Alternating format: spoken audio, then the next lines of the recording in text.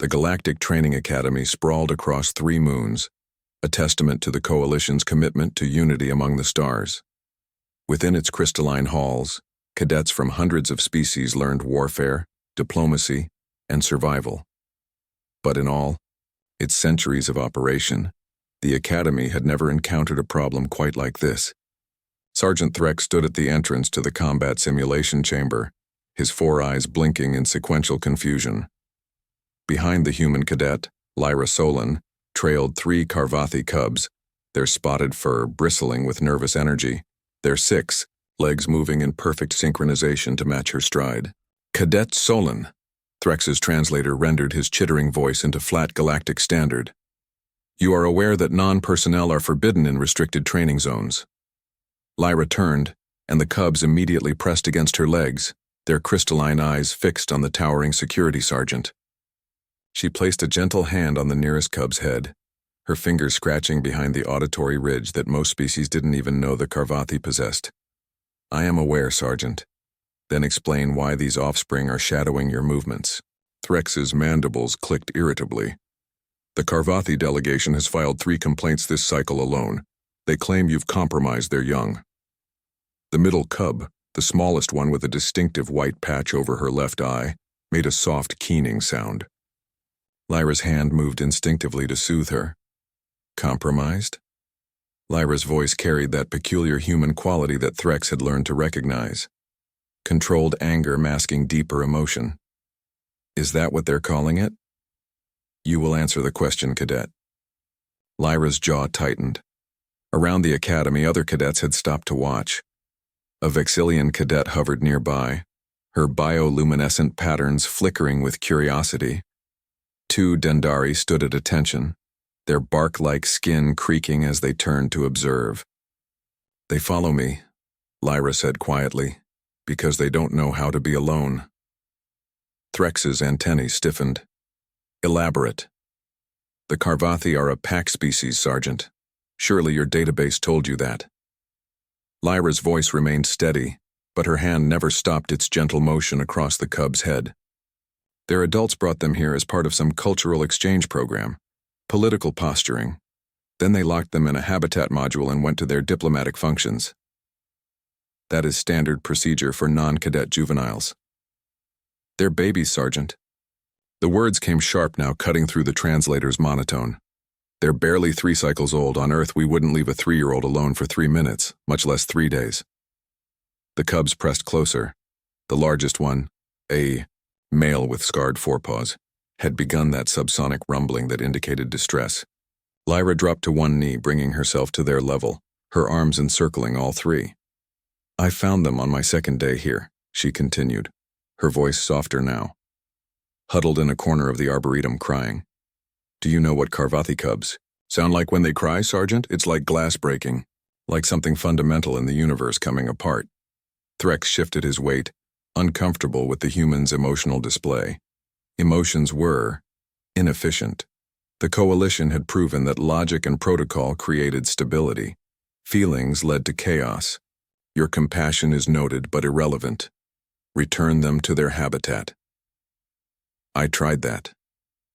Lyra stood, and the cubs rose with her, moving like extensions of her shadow. They followed me back, every time. They found me in the mess hall, in the training halls, in my quarters. Do you know how they got past 3 security checkpoints and a biometric lock?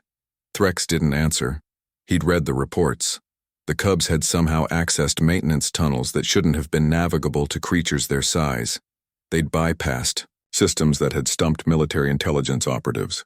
They were determined, Lyra said, answering her own question. Because for the first time since arriving at this academy, someone had shown them kindness. Someone had stayed. The Carvathi delegation insists you are disrupting their offspring's development. They claim you are teaching them weakness. I'm teaching them that they matter. Lyra's eyes met all 4 of Threx's, unflinching. That's not weakness.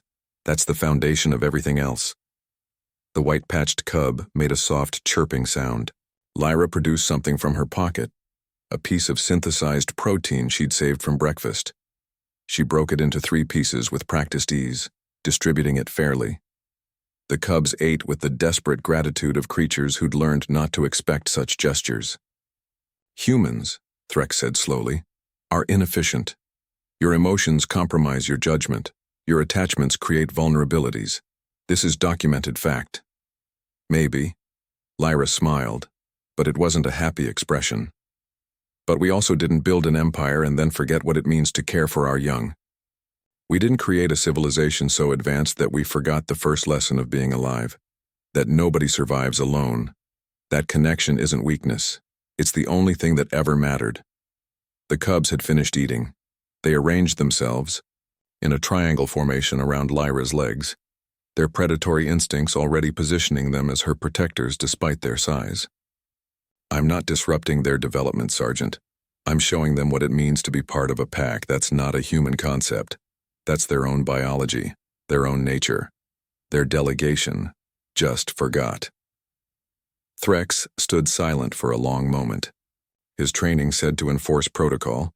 His duty said to remove the cubs to their designated zone.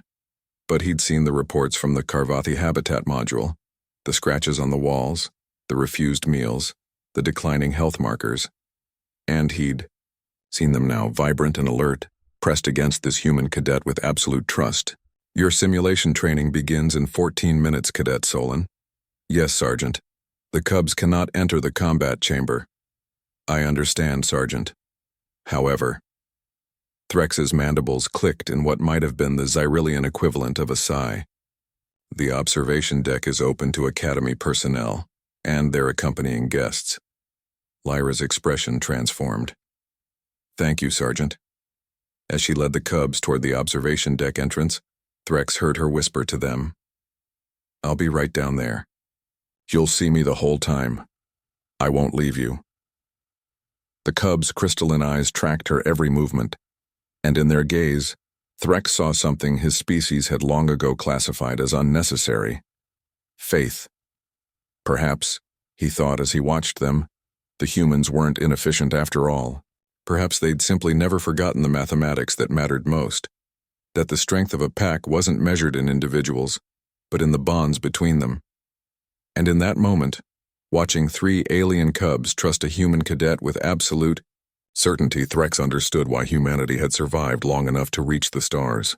They'd never learned how to be alone, and they'd never let anyone else suffer it either.